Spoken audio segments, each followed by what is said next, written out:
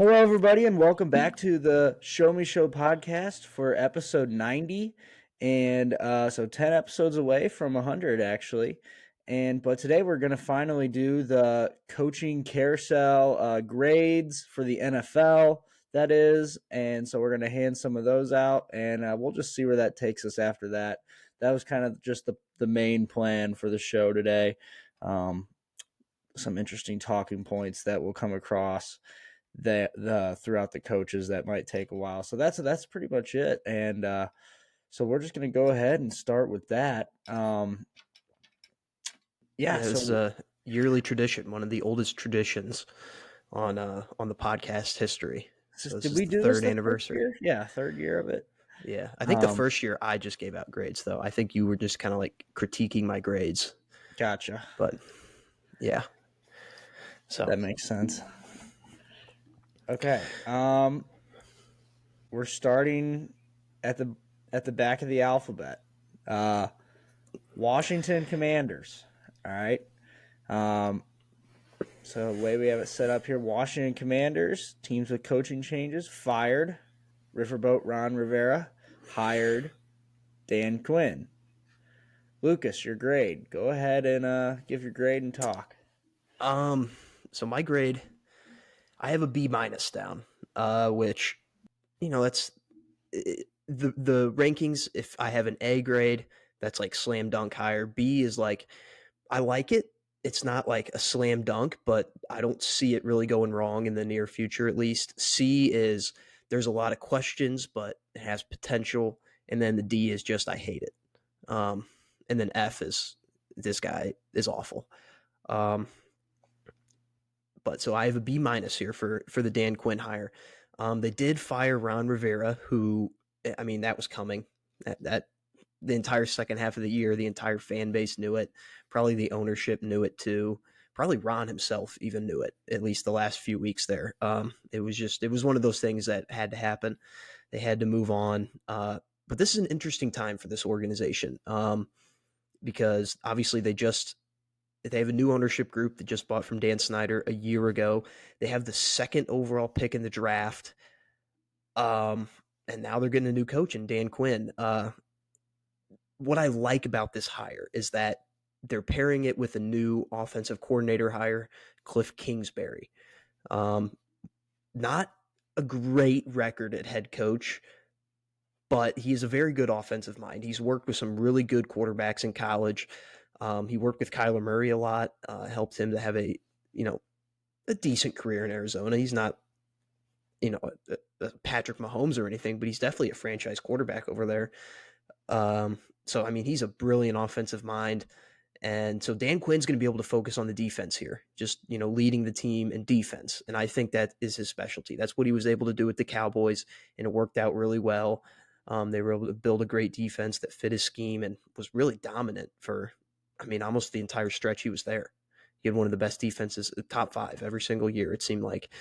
They created turnovers. They got pressure on the quarterback. They made tackles. So, I kind of like this hire.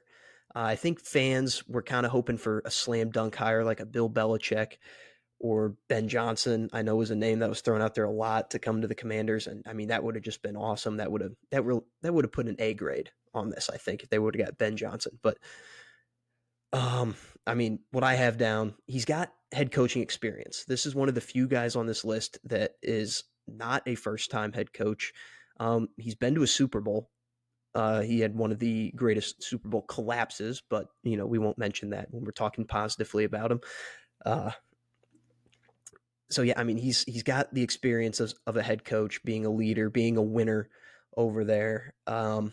I don't know. It's not like a move the needle type of thing, but I don't really see a lot going wrong here, at least like instantaneously. Like they're going to give him time to build and develop this team, and I think that maybe this year or at least next year and the years to come, they're going to be a consistent playoff team competing in the Beast every year. But I think personally that Dan Quinn, he's going to be as good as the team that he gets. Like Dallas over there, they gave him studs on defense. They gave him Trayvon Diggs, a turnover machine. They gave him Micah Parsons, one of the best guys are getting pressure on the quarterback in the league. Um, and so I think that if you give him good players, this team is going to be really good.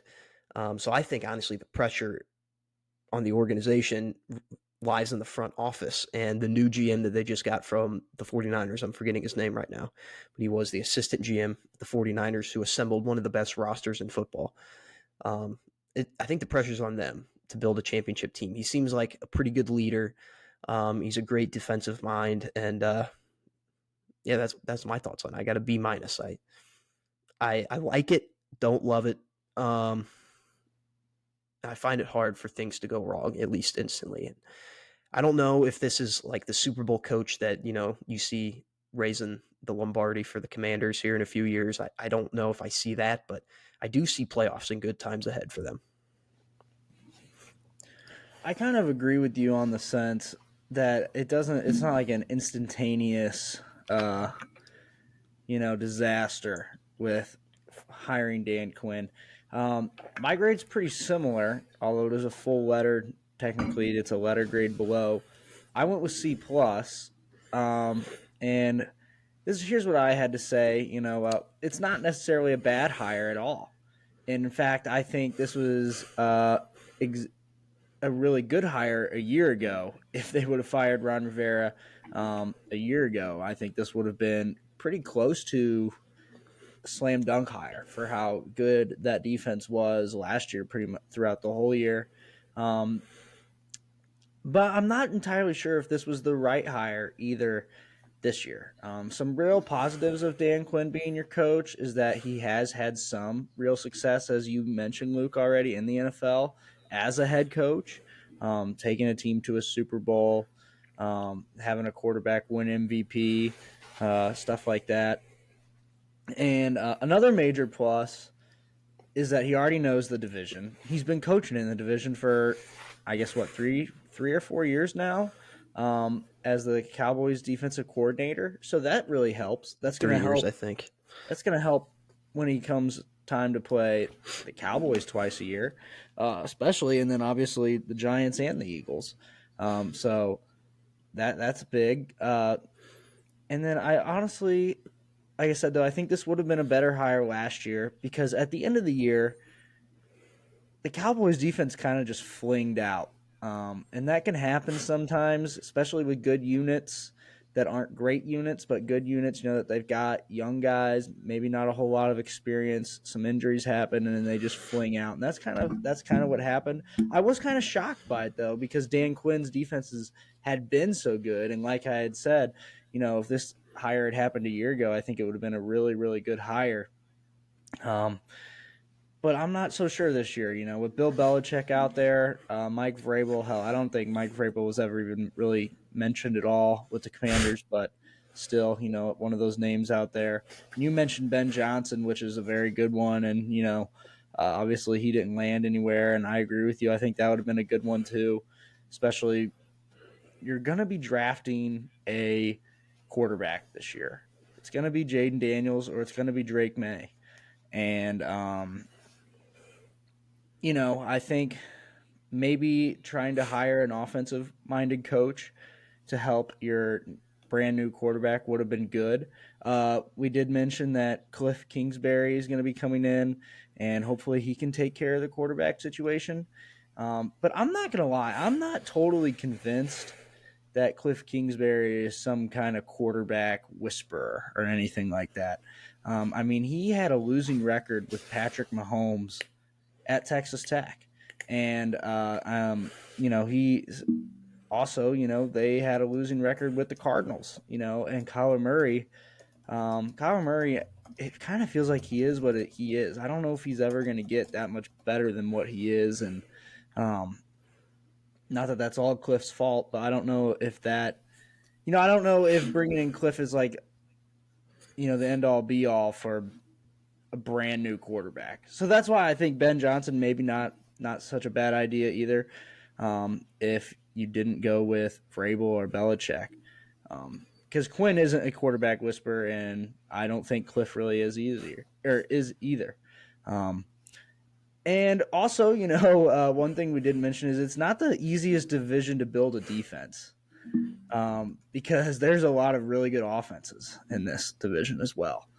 They do already have some pieces, and you did say if they just put good players around Dan Quinn, he's probably going to win. You can say that pretty much about any coach, though, except for maybe Brandon Staley, it seems like. But I think it's a fine hire. I agree with you, Luke. I don't think it's going to backfire anytime soon. I think they had some bigger fish out there that they could have tried to reel in, and I think this would have been a better hire last year. Yeah, I do have. You said you weren't totally convinced on Cliff Kingsbury's record, but he's an offensive guy, and that's what I said. A head coaching record, maybe not so good, but in college with Patrick Mahomes, um, in 2015 and 16, in those 2 years, they finished first and second in total offense in the nation with Patrick Mahomes. So, like top tier offense. It wasn't like, yeah, sure, the team had a losing record, but the offense was not the problem on that team. Yeah, but you also Um, had Patrick Mahomes, and I am not it was convinced that he is the before he was sole Patrick Mahomes. reason. No, not really.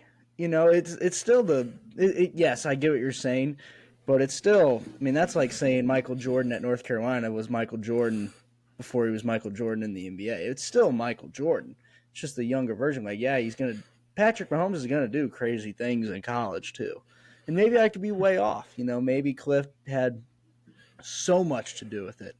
But after all the success Patrick Mahomes has had in the NFL, I don't know if I can be like, maybe this was a little bit more on Mahomes and not on Cliff. Because they Yeah, also but played in the Big 12 against Big 12 defenses. That's a I was shootout gonna. league with you have gonna be one of the best quarterbacks of all time at a Big 12 school. Yeah, you're gonna be playing in shootouts.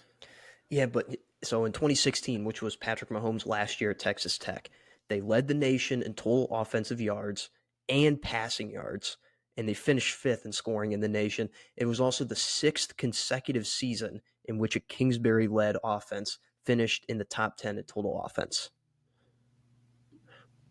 Another point to point out. College is different than the NFL. That's also true, That um, is true. especially the Big 12 and such. The Big 12 in the NFL is very, very, very different. Well, Um, yeah, but but I'm not to he's a bash great your offensive point. mind still. Yeah, I agree with what you're saying. He definitely took what he had in the Big 12 and made the most of it. And that's a reason why he's working in the at the NFL level, is what he was Hmm. able to do in college. I mean, you just work with what you got, and he definitely did that. I guess what I'm trying to say is I don't think he's one a quarterback whisperer, and two, I haven't seen enough like NFL success or players that he's coached in the NFL to be like, oh, this is gonna be great. But I do think you're right. It's gonna help with the fact that Dan's gonna be able to control the defense, which is a major plus. But I also think Dan might find him in a spot at some point if things don't go, or if they do go awry, where he's like, oh man, Cliff is really kind of steering us where we don't want to be, and he has to dip into the offensive side too, and that could hurt things. But um, that's a lot of what ifs. But Yeah, I mean it's a time of they're going through a big change right now, and they're going to invest a lot of time in this number 2 pick. I'm sure of it. On which quarterback they want to choose, which one is going to fit Cliff Kingsbury better, which one's going to fit the Washington organization better. It will be funny if it is Drake May, because then they'll have both of the UNC quarterbacks doing the. I know we've talked about this before, but the complete color swap. Like if you look at the color wheel, complete opposites: the burgundy and yellow with the Tar Heel blue and the navy blue. So would be quite funny. it'd just be crazy because I it'd just be weird because Sam Howell, when we flipped Drake May to from Alabama to North Carolina, it was kind of crazy because we hadn't really flipped somebody like that since Sam Howell. Well, he gets there. Sam Howell is, in and out of Heisman talk and stuff, in and out. Carolina kind of is having these weird seasons and stuff, but he's never able to start over Sam. Sam was clearly the better player while before Sam left, and then Drake May, his first season is bonkers. This past season was pretty bonkers too. I mean, he's really damn good, but it's going to be interesting. You draft him, you're back in the same locker room again, and Sam is back ahead of him. You know what I mean? Like it's just weird. Yeah. Sam's not going to want to give up the job. Mm-mm. So definitely a weird Yeah. dynamic. Yeah, definitely. And then one more thing about Cliff Kingsbury, just a quick thing. So when he was at Houston, the first school he was at, Case Keenum was the quarterback, and by the time he went to the NFL, he finished as the all-time passing yards leader and touchdowns leader in college football history. Then he coached Johnny Manziel with his Heisman season at Texas A&M. Then he went to Texas Tech, Baker Mayfield, Patrick Mahomes, a couple of first-round picks, great NFL quarterbacks.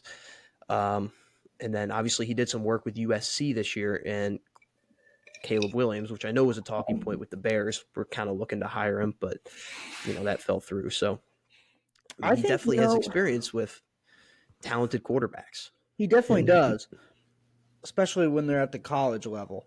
I think personally, Caleb Williams, I think it sucks because this would really set back the Commanders a little bit. And I don't think that it's that much of a gap as maybe we're thinking between Caleb Williams and Drake May and Jayden Daniels.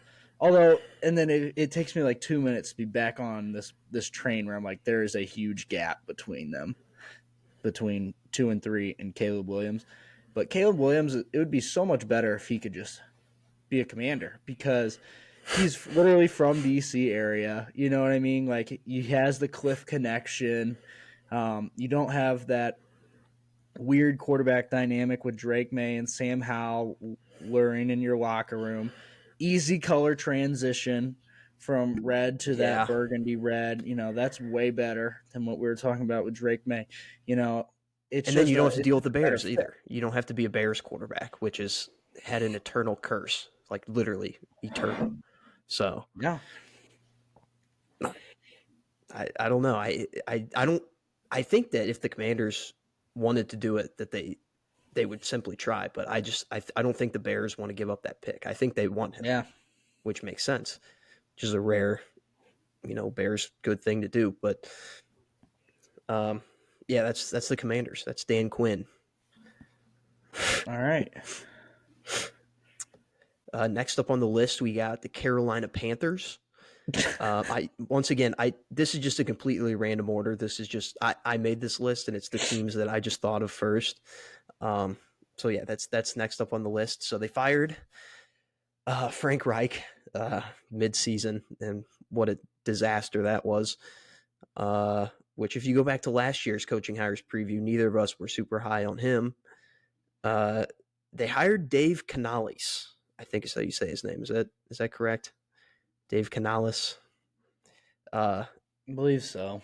So I'm a little hopeful here. For whatever reason, I can't quit the Panthers. I can't do it. And I know I should because their owner's an idiot, but I have a B+ here for Dave. Which it doesn't really make any sense because he's never had any head coaching experience. He's really young, which doesn't really mean anything. I mean, Sean McVay was the youngest coach in the league and won the Super Bowl. So, but he doesn't also have a lot of offensive success outside of this past year with the Buccaneers. But for me personally, I just think it's a great fit right now. They need Bryce Young to develop. He didn't really do a lot last year. And I think that Canales can do it. He did benefit from Baker last year because I think Baker, he's just underrated. I'm a big Baker guy. We all know that, though. I think he benefited from people kind of sleeping on Baker. But I think this is just a great connection here, like a young coach, a young QB, just developing together almost. Any hire made by David Tepper, you can't be fully in. I think that's the only thing that was actually preventing me from making this an A- was the fact that David Tepper was the one who made the hire, and you just can't trust anything that guy does. Um, kind of, kind of a weird guy. If you look into his past, he's a little weird. If you look at some of like his relationships that he's been in, some of his entrepreneurship stuff that he's done, it's a little bit weird and upsetting. But you know, this is the perfect comparison I could draw with this is the Cliff Kingsbury career. Good offensive mind, but I think the Panthers would take a Cliff Kingsbury coaching tenure at this point. You know, a few good years in the playoffs, not really any Super Bowls though, which I think right now Panthers fans would take. But obviously, I mean, the problem with this organization comes, you know, it comes from the top with David Tepper, and we all know that. Um, I do think Canales lasts a little bit longer than previous Panthers head coaches do. I think he's going to have some playoff success maybe. But I think that's all you can ask for as a Panthers fan at this point. I mean, just maybe hope for a miracle season like Cam Newton. Uh, but yeah, this roster's in a bad spot right now, and Canales, he's got his work cut out for him. But I have a B plus. B plus is the grade. It's a risky one. It is, but if it hits, that'll make it pretty cool.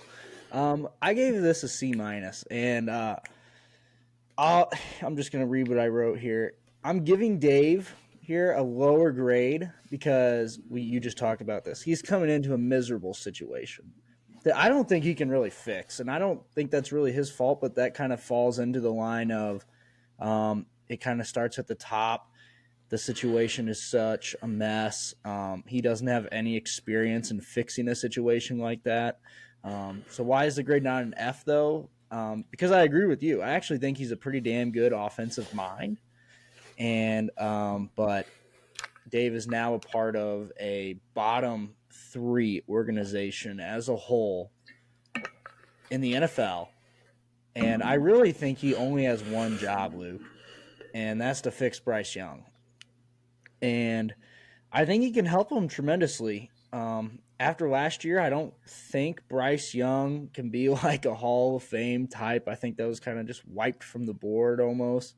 But he still has lots of potential. And at the end of the day, though, this team did need a new face. Obviously, the Frank Reich sadness face, that's just not going to pay off. Yeah. But there is a real there's a real stink on this franchise right now. I don't know if Dave can really bust him out of it. And I know you just said the only point that one point that I wasn't too sure if I completely agreed on you with is you said that you think that they're going to give Dave more time than some of the other coaches. And I'm just not so sure. I feel like if they don't see any real progress with Bryce Young this year and it's a disaster season, I think they'll fire him in 1 year. And they've been doing that a lot lately. And that's tough for Dave. That's pretty unfair if you ask me. But I think they're literally asking him to do one thing, and that's fix Bryce Young. And we'll see what dominoes fall into place if we fix Bryce Young. But if he doesn't do that, I think this might just be kind of like an in-between year where they just fire their coach after 1 year if it doesn't work out, which sucks. Like I said, it sucks for Dave, sucked for Lovie Smith, guys like that. But yeah, and if Bryce Young doesn't work out, it's kind of like, so where are we going with this? What direction are we going? If we see no real big strides from Bryce Young this year, I mean, what do we even do? You know what I mean? I think there will be some strides, but it's kind of up to Dave. So, C minus. Yeah, I don't know if they'll fire him after 1 year because it's been in such a bad spot. I think right now you just need consistency. There's been no consistency in this organization for a few years now, and Frank was brought in. He was supposed to fix it pretty much instantly. I mean, they were 6-11 or something, like they were, just outside the playoffs the year before. And it's like, oh, if we just get that boost, maybe we can be a playoff team. That's what, I mean, we both thought it. We both picked them to win the division last year.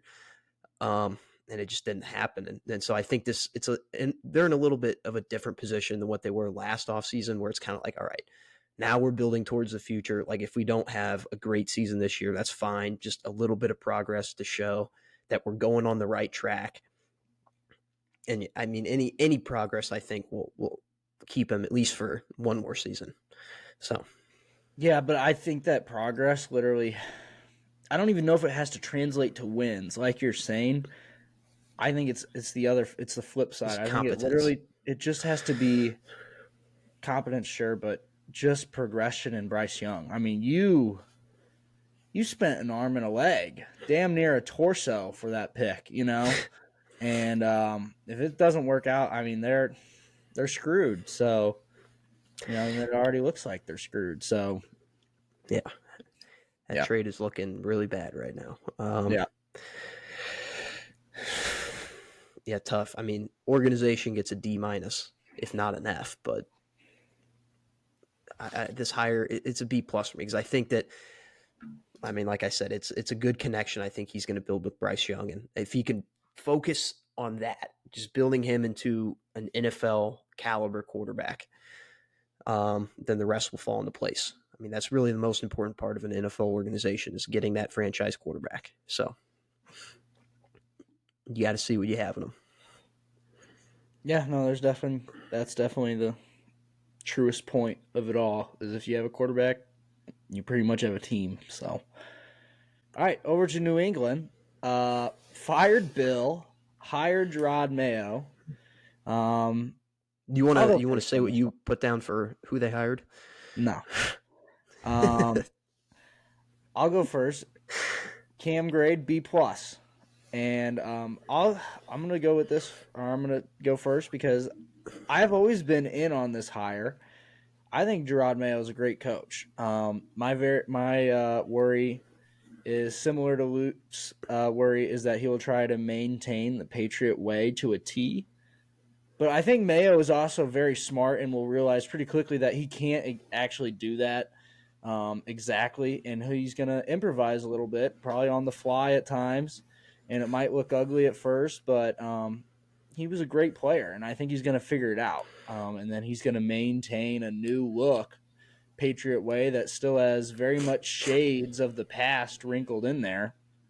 And the only way I would have given this a better grade is if they hired Vrabel, but obviously that was never in the cards because Mayo was the coach in waiting, like you said, or like you wrote down. You'll say here like in a second, I guess. But, yeah. I don't think it's a bad hire. I just it is consistent. He's still in the building. The players know him already. It's a good point. Yeah. And I think, they do need a fresh start because a lot of these guys, they're not, yes, they have this Patriot way maybe ingrained into their heads, but not like the old Patriots, not when Tom Brady was there. So you need something different. And I think Robert Kraft realized that. And I think Bill Belichick was probably like, yeah, that makes sense too. And I understand why you're getting rid of me. But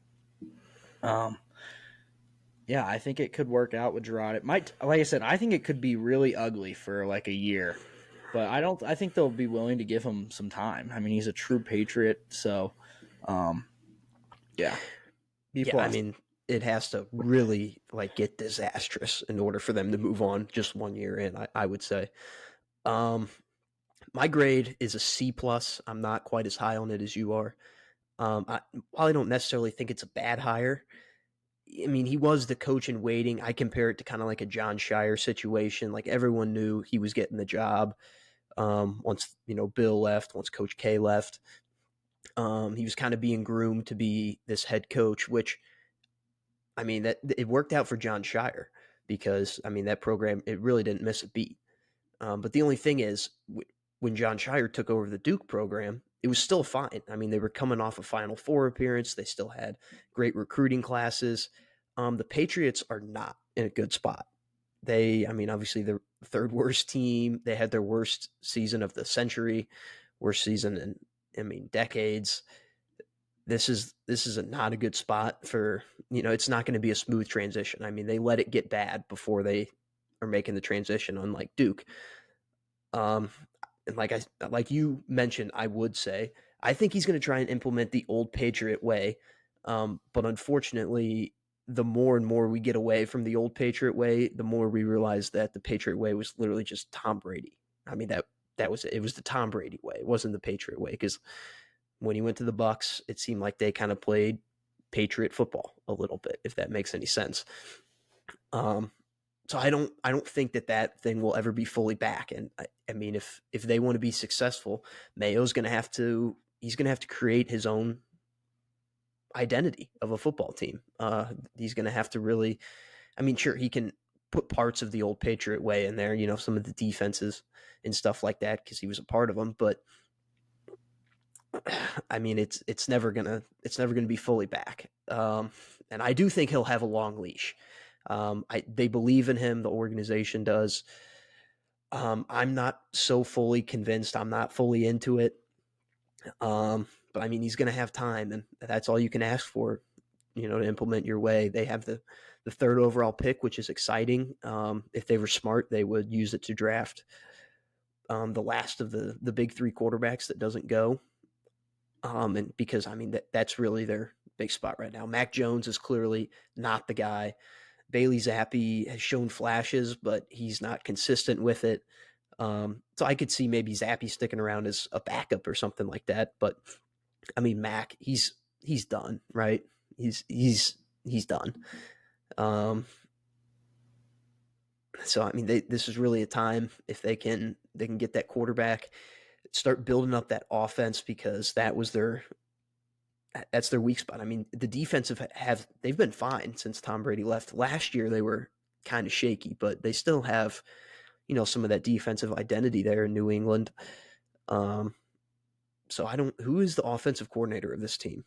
I'm unsure of that. I don't know. I don't know if they've hired somebody or not. I don't even remember who it was last year. If they had Patricia? Maybe, but I think they let him go, and then the Eagles picked him up. Yeah. Alex Van Pelt is the offensive coordinator. He's 53 years old.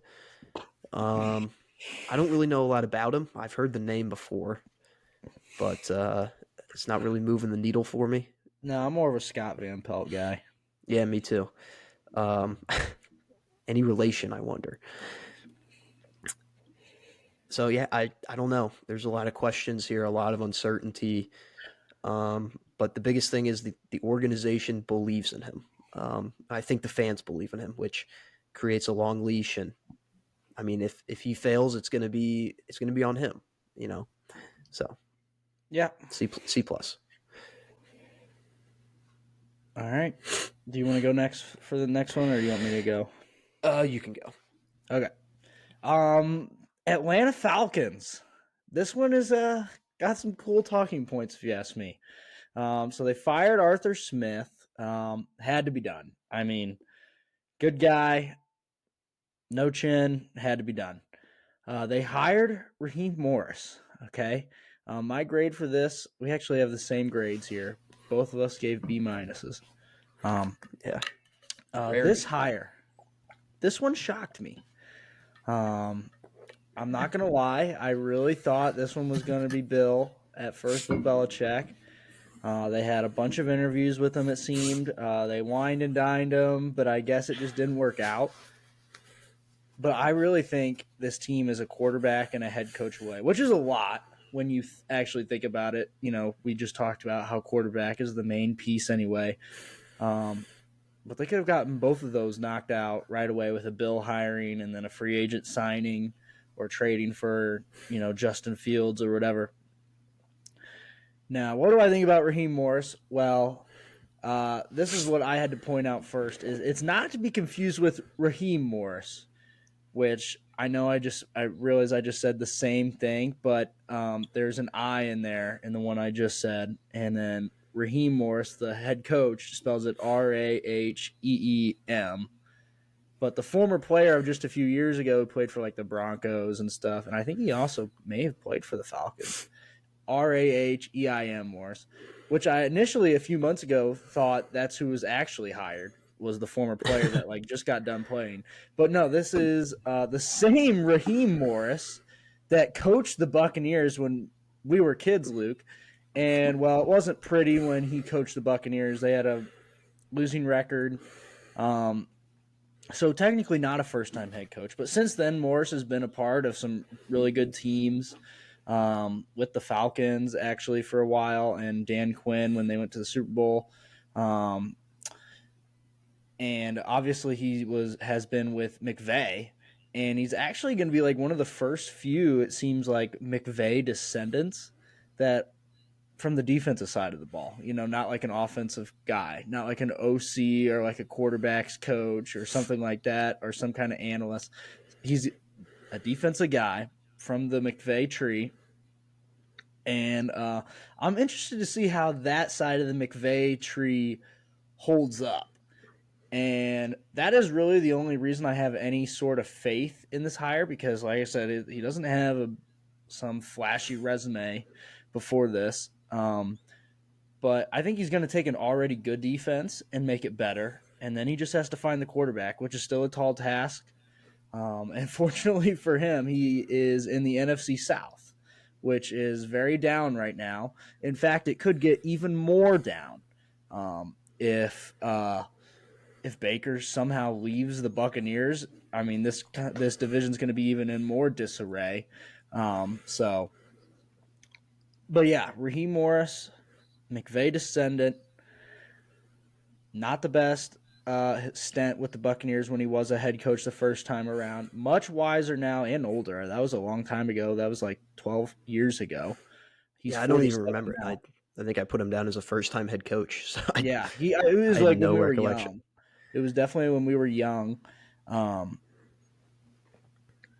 yeah, it has a chance, because the reason why this has a chance, Luke, is because there's a lot of pieces to this puzzle already in play. There's a lot of toys on offense that just haven't really been played with yet. And they're kind of just waiting for that. And now he has a defensive mind, yeah. But like I said, you literally have to find just the main puzzle piece, and it could unlock this whole puzzle. And Raheem Morris could benefit off of this tremendously. What if he just goes and gets that one expensive toy, aka like Kirk Cousins, and now Raheem Morris is looked at as like a brilliant coach, because he's probably gonna have the defense playing good because they played good last year. They didn't lose a bunch of key pieces. And it wouldn't shock me if they draft defensive heavy in the draft too, just because it's a defensive minded head coach and it's his first year. He's going to want to do stuff like that.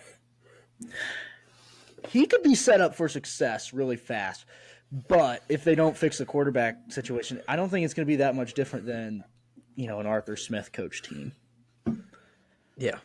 Well, I think it kind of will. So obviously I have a B- as well. You mentioned that, but I mean, Arthur Smith, he did this to himself. He shot himself in the dick multiple times throughout his tenure. He just constantly misused, at least people thought he misused. He was the head coach, so I mean, he saw things that we didn't. But I mean, it was pretty apparent that this team was not reaching its potential. They've had many first round draft picks here that just kind of don't do anything. And they're talented because we saw them in college and saw them at the combine and pro days and stuff, and we know that they're talented. So it's just kind of a lot of questions of why aren't they developing? Why aren't they getting involved? And I do think that they will solve this QB issue. I think right now, I mean, like any organization on here, they're in a period of change. It's, the head coaching, they're switching head coaches. And I think that Arthur Blank, he's not afraid to spend money.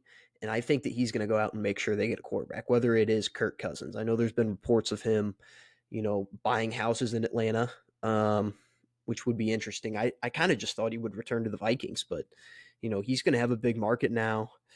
I don't know where he's at on his Achilles recovery, if he'll be like ready to go at the beginning of the year or not. That could be something to look forward, if this does happen. But he's out there. Russell Wilson's out there. That's not as exciting as it was a couple of years ago, but Baker could potentially be out there, Justin Fields is somebody who could be a young quarterback and kind of develop with this offense. Or you could go get someone in the draft if you really feel like it. There's tons of options out there for this team.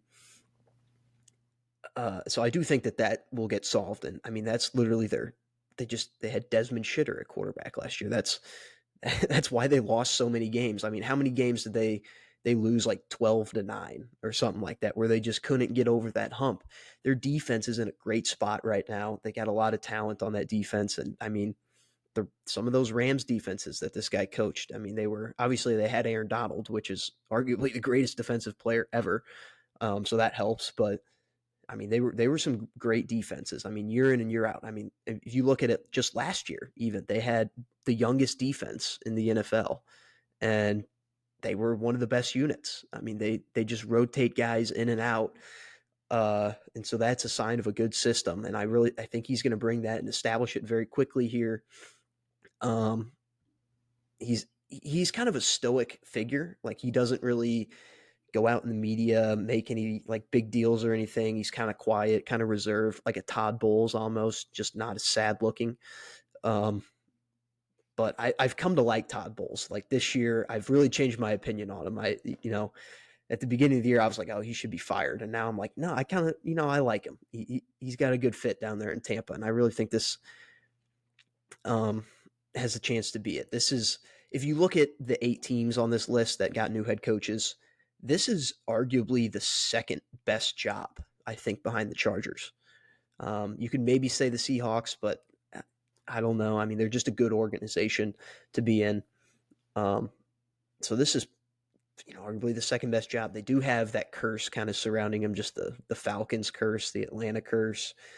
But I think good times. If I was a Falcons fan, I would be excited for the future, to say the least.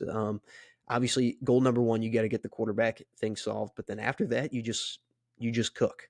I mean, they were right on the doorstep last year of the NFC South, just a couple games back.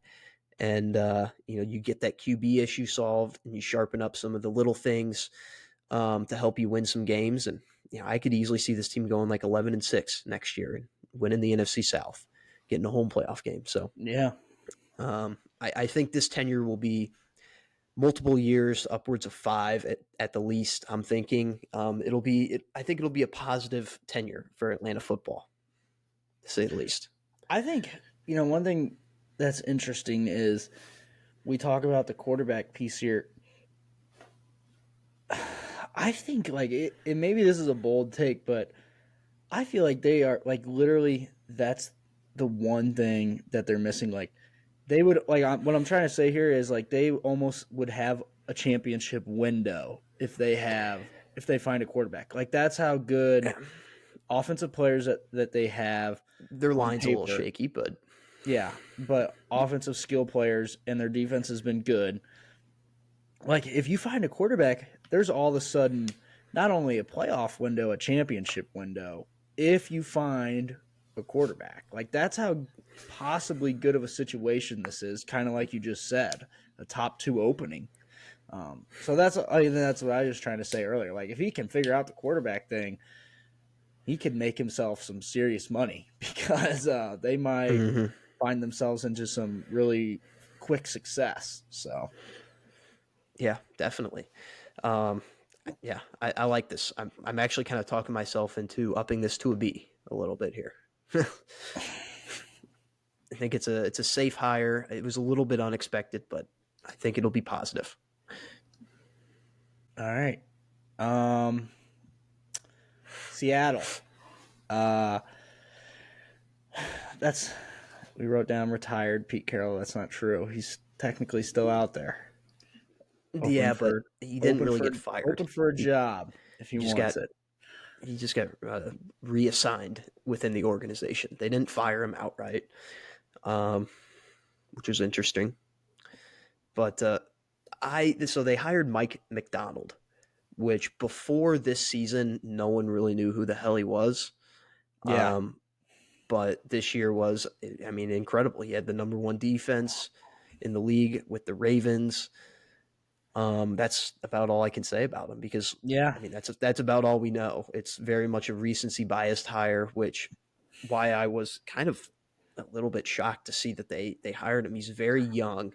I don't know how old he is exactly, but he might be the youngest coach in the league now. I'm Yeah, I thinking. like your grade for it. It's the perfect grade for if you have literally no idea what to assess about a guy. C. That's literally like, the middle. It's like, yeah, we'll pass it, but we don't really know anything about it. And that's what I'm trying to say here too. I gave this a D plus, and maybe that's a little harsh. So I think that's the worst grade so far.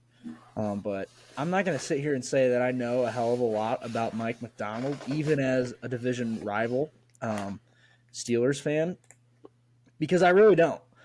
But here is where I still sit a little confused. You replaced one of the best defensive minded head coaches with a defensive coordinator.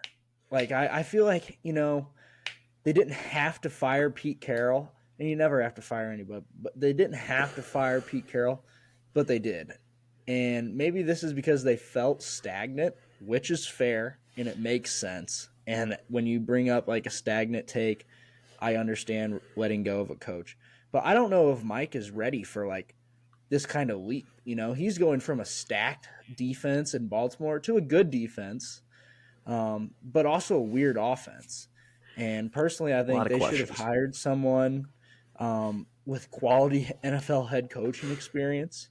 I think Dan Quinn would have probably been a better hire for Seattle than Mike Macdonald. Um, and like I said, D plus might be harsh, but I am glad that they stuck with the defensive mind because that is their identity, and there's no reason to erase that. But like I said, and like you just added on, there's some questions on offense, and you're bringing a guy that's just a defensive coordinator, young guy, no true running the whole operation kind of deal, and to be your head coach. Um, I don't know. It's just I don't think they had to fire Pete yet. I think they, Yeah. you know, like that. I don't know. You fired a great defensive mind to bring in just a younger defensive mind with who is probably a lesser to Yeah, that Pete you don't Carroll. know if they really improved with this hire. Like a lot of these No. coaches that we're listing off are like, yeah, their other head coach had to be fired, and like, yeah, you know what, this is going to be better. And this is like the first one that we're getting to where we're like, uh, not only did they not get better, but I think they might have gotten a little worse. Like Yeah. Pete Carroll's a beloved guy. The guys love An him, icon, and he's a really. great coach. I mean, he's a championship winner. He's a championship coach, and I mean, you think about not this past season, but the year before, they were projected to be one of the worst teams in the league. Like people were talking, had them in mock drafts in the Yeah, they top had five. we had Bryce Young get edits getting thrown around Yeah, for and they made the Seahawks. playoffs. Geno Exactly. Smith had a 31-year-old journeyman quarterback had a great season. I mean, he was in the MVP conversation for a good portion of the year, and that's one of the best coaching jobs you can ever put out there. And then a year later, like you're firing the guy. It doesn't make a lot of sense. He had a winning record. They went 9-8. They just missed. They basically had the same season as the year before, um, which makes sense because they didn't really make a lot of changes to the roster. And so it was a little bit shocking to see that they fired him. He was old. He was getting up there in age. Um, but I mean, Yeah. when you look at this country and what it's built on, that doesn't really mean anything in terms of leadership. So it was kind of un-American to fire him if you ask me about it. Um, so yeah, there's a lot of questions with this. That's why I get a C. I don't hate it because he did a great job leading that defense last year. He held Patrick Mahomes to 17 points, which is insane. That doesn't, teams just don't do that. They don't hold Patrick Mahomes under 20 very often. Um, so but there's a lot of questions here. There's a lot of what ifs. And if I was a Seahawks fan, I don't know if I would be as excited as some of the other fans on this list. Yeah. I agree with that. Yeah, 100%. I feel like you can always be excited if you got Pete Carroll as your coach. Like he's Yeah, just a ball of energy. And he's I'm a sure, fun figure. Mike might be a ball of energy too. Like we said, we don't know a hell of a lot about him. But I don't know. Mike McDonald, that is a football name, but I don't know. Just not. Yeah, It's just not my it's favorite hire. it's not So moving the needle at no. all, really. And like the Seahawks with Pete Carroll, they had an identity. Like they were going to be competitive. They were going to, punch you in the mouth. They weren't going to go away. They were going to be a fun team. And I just don't know what their identity is going to be under Mike McDonald. Because I know you said that their identity is defense, but this is something that I could see potentially being disastrous. I would put this in the floor of being disastrous, and they have a top 3 pick next year, and Mike's looking for a defensive coordinator job again, Which which is he will fine. get. It might But be his thing, you know? yeah, I don't know if he's quite ready for this. But he also, they could take a step up and compete with the Niners next year for the division. I don't know. Yeah. All right. Over to Nashville. Tennessee Tits fired Mike Vrabel, hired Bryce Callahan. Um, my grade was a Bryce C Callahan, plus. Yes, Bryce. I'm sorry, Brian Callahan. My I grade can't C get this guy's plus. first name. Your grade D. Um, and even though the grade doesn't really reflect it, I actually don't mind this hire. The thing I hate about this hire the most, Luke, is that they fired Mike Vrabel. Yeah, So, here's what I wrote about this. I'm sorry, but the Tits, they just like don't have the ability. They don't have, I don't know what it is, like the aura to fire a great head coach just because he is trying to rebuild a little bit. Um, like they just don't have that. I don't know what the word I'm looking for, but they shouldn't they don't have have the that power. credibility. Yeah, they They're shouldn't. Like yeah, they haven't proven enough as an organization to fire Mike Vrabel for this. But Brian is a fine hire if you ask me because you get Joe Burrow's offensive coordinator, a guy that has actually really helped Joe, and I think he can help Luke's guy Will. Now he also has to run the rest of the team and all those duties, and we just talked about that with Mike McDonald. But this is a guy that has been around for a while, and I think he might be a quick learner coming from Zach Taylor's staff, who came from Sean McVay's staff. And in this new era of football, it could be interesting to see the Titans as an offensive team. Like we haven't ever really seen that. Like yeah, Derrick Henry has had a 2,000-yard season, but when you're a run-heavy team in the NFL, you don't really picture them as an offensive team. Um, One huge negative for Brian here is that this is a complete overhaul rebuild. And I think some people are forgetting that, because the Titans, they're just such a forgettable team. I hate to say that, but they just are. Um, and I think people are forgetting like their state right now, like where they're at as a team, because this is a complete rebuild. New quarterback, he got some good reps last year, threw 8 touchdowns, but they've got a long way to go. Offense, defense, they're going to have almost no playmakers on offense. Derrick Henry's he's leaving. Their defense, they don't have really any big names on defense anymore, except on the defensive front with Simmons. But because Kevin Byard left, and they could re-sign him this offseason. The Eagles released him, but it's a tough why would you situation. want to go back there as a veteran right now? Exactly. Why would you? Yeah, And C plus, I'm actually almost talking myself down. I actually just think Brian Callahan, you know, Joe Burrow when he got into the league, he was struggling mightily, and he was. I'm not going to say he was fixed by Brian Callahan, but he had some great help from Brian Callahan, and also having a guy like Jamar Chase. But you get the picture. He's seen it happen before. He's seen a really bad organization. People forget how bad the Bengals were for a little bit after the Andy Dalton era kind of completely was over.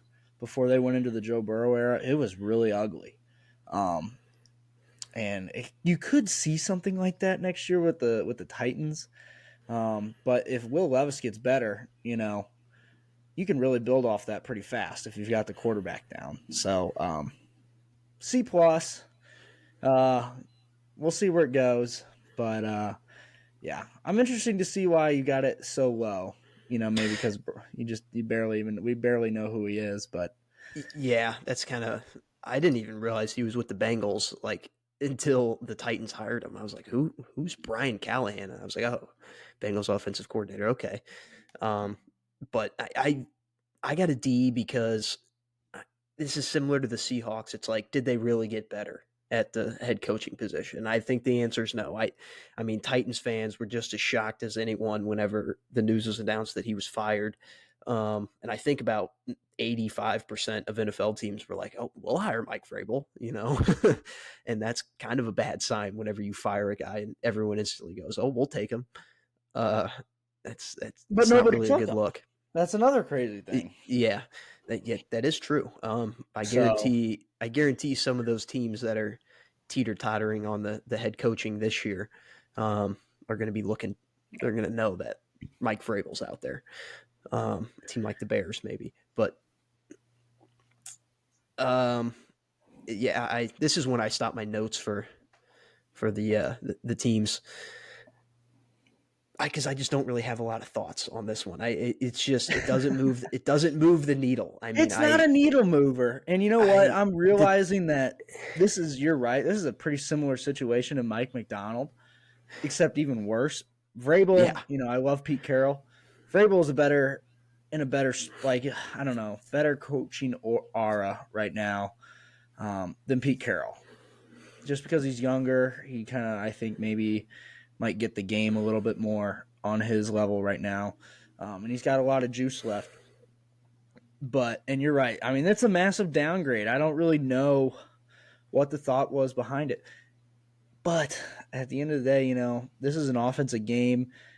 You made an offensive hire. I don't think you can really ever diss an offensive hire. It almost seems like, when we're moving in this offensive game, it's literally, it's safer.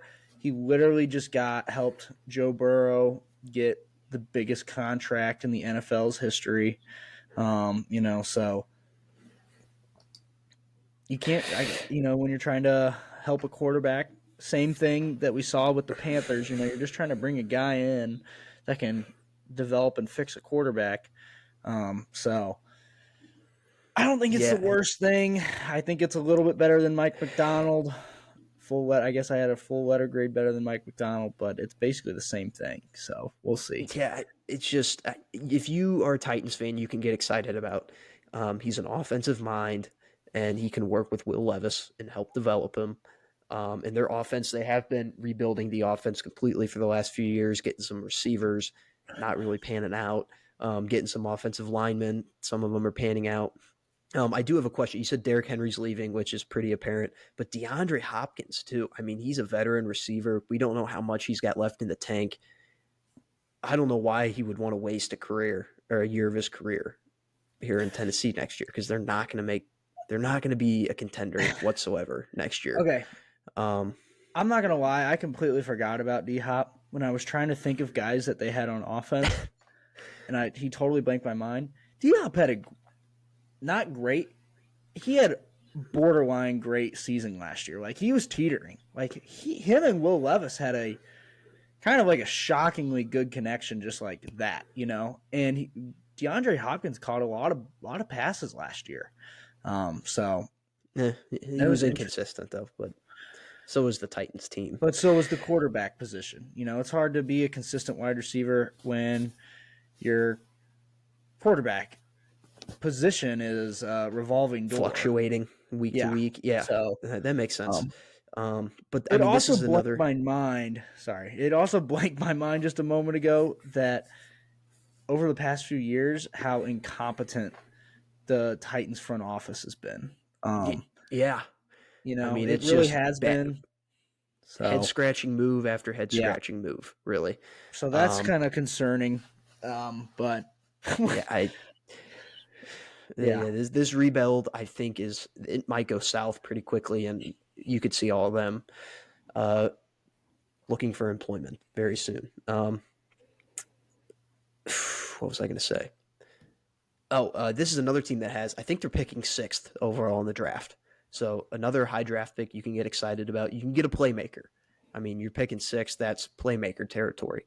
Franchise Definitely. and potentially franchise changing player either on defense or offense. I mean, whatever you want to take. They're going to be in the Malik Neighbors, the Romeo Dunze kind of tier. If they want to take a receiver, they could take Joe Alt probably if they wanted That's what I to. was thinking. They could, but they've taken a lot of offensive linemen here recently. You could take a defensive player. I don't really think this is a strong defensive class, but I mean, you're picking 6th, and the top 3 picks are going to be QBs. So I mean, you're going to have pretty much the pick of the litter with what you want. So, Yeah. I mean, you can get excited about that. But yeah, Yeah. it doesn't. It's kind of a depressing situation down there in Tennessee right now. Which I mean, my guy Will, I'll back him, but yeah, the rest of it, the front office is. I'd want them gone. I would hate them if I was a I Titans think fan. some of So them did get fired this past season. I think it is newer guys at the GM and the GM spots, but still. yeah, that's true. That's true. They did get a new GM, I think, but I mean, it's still there's just a lot of head scratchers. You just don't really know. All right, Las Vegas Raiders up next. This is one of the more exciting ones, I think. So they fired Josh McDaniels, and then hired Antonio Pierce, which is they by hired I just mean they removed the interim tag. And I know in your description here you said that Luke hates the Raiders for some reason. This is actually I'm coming around on them. I hated them because of uh, kind of just because they let Derek Carr linger in the organization for so long, um, and they just kind of accepted it and didn't see a problem with it. And then also when Rich Bisaccia, I mean, they hired John Gruden. They went through all that weird stuff to bring John Gruden back, and it was just, it didn't really make a lot of sense. And then whenever he got fired, that whole season was messy. I mean, think of all the turmoil they went through with the John Gruden firing because of the emails and all that. That was when Henry Ruggs killed a person um, and went to jail. Damon Arnett. Yeah, Damon Arnett, I think, also killed someone. I So think he just kept pulling out guns, but a little John jaw Morant situation. situation, yeah. But I think he was a little bit more extreme than what Ja was doing. But um, I mean, yeah, there was so much turmoil, and they made the playoffs that year with Derek Carr as their QB, and Rich Bisaccia led the way, and they kicked him to the curb for Josh McDaniels, who has never had success without Bill Belichick ever in his life. Um, and that didn't sit right with me after that, and I kind of just hated him. I wished the worst upon him here. Which don't get me wrong, I'm glad because Rich is now, a proud Packer, and I love him. But this has a chance to save the organization. I mean, you talk to anyone in that locker room, whenever Josh McDaniels was fired and Antonio Pierce took over, it was like a flip of the switch. Like vibes changed, play styles changed. I mean, you could see they had juice in the second half of the year. They beat some good teams down the stretch. They had that juice with them. Antonio Pierce, I mean, he's just beloved by the players. I have his grade as an A minus, so a little bit higher than what Cam does. I love the hire. I love that they're sticking with a guy who had success at the end of the year, a guy who the players love, and keeping that consistency and not trying to go out and get another big name that probably won't work out. Mark Davis learning from his mistakes. Not, I don't know if he's like one of the best owners or one of the worst. But I mean, he's fluctuated between the two. I know throughout pretty much his entire tenure. This is another team that needs a quarterback, though. I think pretty much every team on this list, besides the next one we're getting ready to talk about, has a lot of QB questions, and this is no different. I don't know what they're going to do because they're not really high in the draft. I think they're probably somewhere in the 12 to 15 range. In the draft. I don't know exactly what it is. So that's not going to really be enough to get you one of the top QBs that you want. So if they're going to have to go out and sign someone or roll with Aiden O'Connell or, potential lower round draft pick this year, which, AOC. yeah, with AOC. So I don't know what that entails. There might not be a lot of immediate success with this team, but I think it's it's a long-term hire. It's a safe hire because you know the guys are going to play for him. They're going to get up for him. He's kind of like a Dan Campbell in a way, if that makes any sense. Maybe not quite as like, I mean, Rah rah. emotional as Dan Campbell. Yeah, yeah. Like Dan Campbell, he's emotional about it. But I mean, this is a guy who he loves football. He loves just his guys. He'll go out there and he just wants to win for the guys. Guys want to win for him. And I think he'll create a good culture around there in Vegas with the Raiders. And I mean, obviously QB, you got to fix that. I don't know. I think Russell Wilson has been rumored to go there, which that probably wouldn't be the best fit. If I mean, you're talking about building a locker room and good vibes with Antonio Pierce, and then you bring in Russell Wilson into that. Probably not a good mix. I would think probably a guy like, I don't know who else is out there on the QB market, but like Baker potentially. I think he would be a perfect fit for this team, honestly. Oh I mean, my imagine god. that. But then I would fully be back in on the Raiders. I mean, rolling with Antonio Pierce and Baker Mayfield next year, they would go from being bottom 3 teams that I root for to probably top 10 instantly, maybe top 5. Uh, but yeah, I mean, they have some pieces. They have some superstar players. Obviously on the defensive side, they got Max Crosby. Offense, they got Devontae Adams and Josh Jacobs, great running back. So Well, we'll he's on see the if they can market, kind of but get. They've had kind of a stink on them, being a criminal organization, making a lot of weird first round picks that don't turn out. They've had this stink on them for a while, and I think this is kind of the changing of the guard where they can start to build some consistency. yeah, I had a B plus as you mentioned here, and I gave this a B plus because simply it was the right thing to do. And we just talked Mm-hmm. about Rich Bisaccia and that whole ordeal, and everybody being like arms up in the air, like what in the hell are you doing with not hiring Rich when that all happened? Would Bill or Vrabel maybe have been a better hire here? Maybe, probably. But Pierce definitely earned his shot this season once McDaniels was let go. We talked about the flipping of the switch. We talked about the vibes. We talked about, how the players were playing for him when he got, that interim tag when McDaniels was finally let go. And I just hope he makes the most of it because we finally get this guy, an interim guy for the Raiders that does get hired on to be the guy. You just kind of hope it works out this time. Um, and I also just think I hope it works out because, and apparently, you think or you feel like you will support it working out too if it does. I just think the NFL is more fun when the Raiders are good, and it's been pretty rare actually during our lifetime when they've been like actually good. Like in terms of when we've been able to watch games competently, they Yeah. haven't really been good. But they are like it's really fun when they're good, especially like when they were in the black hole in Oakland. But it would also would have been awesome seeing Emperor Belichick take over the Death Star in Vegas. I think that's kind of like a fantasy dream when you think about it. It just would have matched up and paired up so well. But really, Tom Brady, part Antonio owner. Pierce in the desert, if they can find a quarterback, it's going to be fun in Vegas if they can find a quarterback. That's just how it is. That's Oh just yeah. Vegas. So I just think it's fun when the Raiders are good. The Charles Woodson days. I just miss some of that stuff. It's cool. So I like the hire. I think he's a good football mind. More of a defensive guy, but yeah, they just need to find quarterback, like we've talked about most teams on this list. So Yeah. um, That's kind of the key here. yeah, And then finally, we have the Los Angeles Chargers. This is me and Cam's highest grade each. This is we were talking about best situations on here. Best situation here. So we'll finish strong.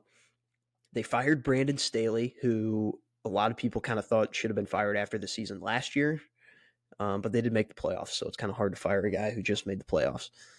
And they hired reigning national championship head coach Jim Harbaugh. I have an A plus here. This is, I think, maybe the first A plus given out in history. I don't remember what I gave D'Amico last year. I think it was just an A though. So A plus here. This is as close to slam dunk as you're gonna get. This is textbook slam dunk hire. This guy, he's had success in college. Obviously, just won a national championship. He's been building that program for years now. But he's also had success in the NFL. He went to a Super Bowl, lost to his brother in a close game. And Harbaugh is a football name. When you think about that family, Jack Harbaugh, national championship winner. You think about John Harbaugh, Super Bowl winner, and one of the longest tenured head coaches in the NFL, just a great coach. And you think about the situation he's coming into here in Los Angeles. Justin Herbert, which a lot of controversy around him. Either you think he's a top 3 quarterback or you think he sucks. It seems to be no in between, but I am in the in between there. I think he's a very good quarterback, but maybe not at the elite level. But Jim Harbaugh, he's a big culture guy. He's gonna go in there. He's gonna establish a culture of winning instantly. The hard-nosed football, and I think that's what the Chargers need. They just need a kick in the ass a little bit here to get them up. They've had this curse surrounding them for a while, as we know. Kind of the Chargers curse. And they have a lot of talent on this roster. Obviously the QB position is set, which is a huge, huge piece to go into when you're starting a coaching tenure. But they have some veterans, Keenan Allen. They're bringing in a new GM as well. That's another just kind of reestablishing this era here. There's not much I can say other than I love this. I'm excited for football in Los Angeles this year. I think it's going to be awesome to watch the Chargers. You have just a character on the sideline. You have what's the word for Justin Herbert? You have an all-time football guy. Yeah. Justin Herbert he's like a Paul Goldschmidt. He's boring, great player, but he doesn't seem to have he doesn't really get out there a lot. And to have Jim Harbaugh, that's going to take care of that. He's got this identity around his football team and around him. And that's really what the Chargers need. And I think it just fits. It's a perfect fit. Well, I'll tell you this. I don't know if Jim Harbaugh wasn't a perfect fit for anybody. That's just the kind of football guy he is. Anybody who would have gotten him this offseason, I would have been all in on it. But Jim Harbaugh, he likes California a lot. He played there with the San Diego Football Superchargers. He coached there at Stanford at the farm at Palo Alto, and he coached the 49ers there as well. And you mentioned he won a lot with the 49ers. They had a good culture going there. Some great players, NaVorro Bowman, Patrick Willis, Frank Gore, just guys like names. That. And it's in his blood. He's a winner. And it's all he really cares about. It's all he really thinks about at night. And he loves football like no other. He likes winning like no other. And, as we mentioned, firing Staley was a necessity. And they held on to him way too long. And but Harbaugh is kind of coming into some goods here. Beautiful stadium, literally the nicest stadium in the United States, probably. You have a gigantic market, not a good fan base in LA, but with this gigantic market, you can convert a lot of people pretty fast, especially with a name like Jim Harbaugh. It's not going to be that hard. But most importantly, as we've talked for the past hour and 15 minutes just about, you have the most important piece. And I know you said you're an in-betweener on Justin Herbert. I know he's a guy, though. He's a franchise guy. I think he's a franchise quarterback. And I've just seen Justin Herbert do some things that I've only seen a couple other guys in the NFL do. And it sometimes hasn't been as consistent. And I don't think that's really been all Justin Herbert's fault. At some point, he has to start taking the fault. And I think that's what the NFL community has been doing at least this year. this past year. He's, putting a lot more of the blame on him because it is time to put more of the blame on him because he's at that point in his career. But I mean, he is one tough dude. I mean, he'll stick in there and take just shot after shot, and he's not coming out. And I think when you pair a guy like that with Jim Harbaugh, oh man, I mean that's something. So I don't think Jim Harbaugh is going to leave the NFL until he wins a Super Bowl.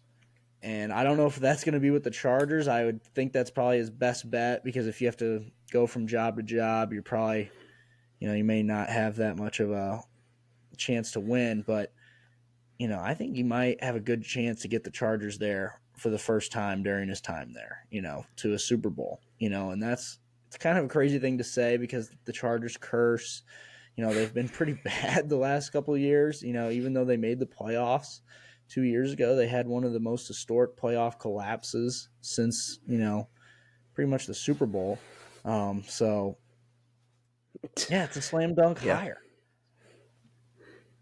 So, yeah, I'm a excited miss for it. So. And this is one that's going to, like some of these were like, well, they could, build up their tenure. They can really, establish something over time. This is one, it's going to be 1 year. And you should be able to see a difference like instantaneously with this team. I would expect them to probably make the playoffs next year, and try to compete for a Super Bowl within the next few years here. That's got to be the goal. Yeah, and I think some people, you always see this when college coaches come to the NFL. It's a big jump. We always talk about college players going to the NFL, the big jump that is.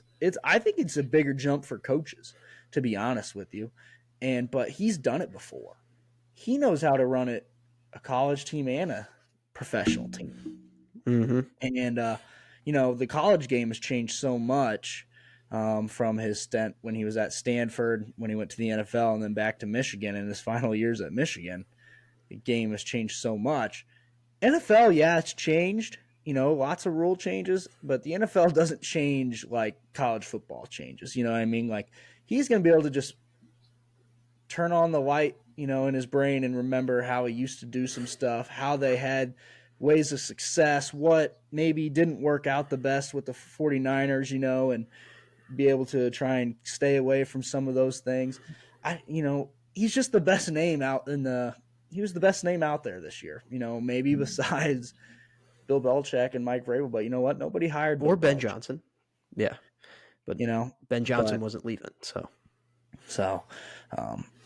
yeah, it's just how I think it's just a great hire. And it's also the most fun hire on this list.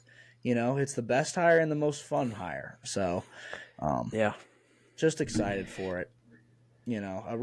It could really spice things up in the AFC West. The Chiefs have won it over and over and over again.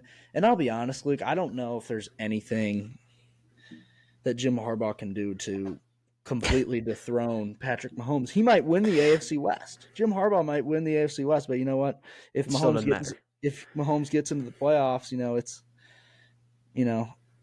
you leave it up to God pretty much at that point. Football gods, I mean, that's pretty much all she wrote. But he does have that kind of impact where, he could actually win the AFC West, be the first team to win it in forever. So outside of the Chiefs, it's the best hire. Yeah. It's the best hire in this cycle. Yep. Definitely a lot to be excited about. Yeah, an A+ and an A from both of us. I mean, it doesn't get any better than that. So great way to end out the third anniversary of Coaching Hires preview. We won't do any segments or anything else. It's just strictly coaching hires. It's a little bit later than usual. I think we usually do it around like right after the Super Bowl. So we're a little bit delayed on it, but yeah, I hope you all enjoyed it, and we'll be back. I think the next time we'll be back, though, we'll have a bracket in our hands. So that'll be pretty cool. I'm getting chills down my spine just thinking about it. So yeah, get ready for that. The complete bracket preview. We'll probably try to do it like right after it comes out, like we usually do. and yeah, get prepared for that, and then get excited because the last week of the month here we're going to have some big shows come out and a big YouTube video. We'll have my punishment. Well, I'll have to face Taylor Brown um, on the mound. So I really have no idea how that's going to go. So, but that'll be on the YouTube hopefully, and then we'll have an interview with her, and we'll have our MLB preview. Hopefully with our MLB extraordinaire. It's been a while since we've had him on, so hopefully we'll get him on too. So yeah, exciting times coming up here for the Show Me Show. Buckle up. Yeah. And go ahead. You have something to say? Oh, I was just gonna say, go Heels. Play Duke this weekend. Yeah. Certainly. So we'll see you for the bracket preview.